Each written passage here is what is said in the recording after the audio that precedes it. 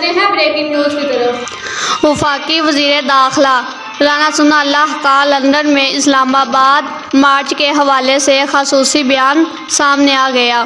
وفاقی وزیر داخلہ نے کہا، اگر بات صرف میری ہوتی تو میں پی ٹی آئی کے 20 لوگ بھی اسلام آباد نہ پہنچنے دیتا، مگر اس کا فیصلہ کابینہ اور اتحادیوں کی مشاورت سے کیا جائے گا۔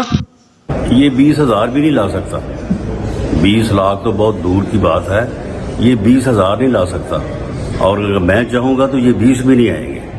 لیکن معاملہ یہ ہے کہ پالیسی تو آخر گورنمنٹ بنائے گی نا، میں نے تو اس کو امپلیمنٹ کرنا ہے، میں وہ اپنے طور پہ تو کوئی سختی یا نرمی نہیں کر سکتا۔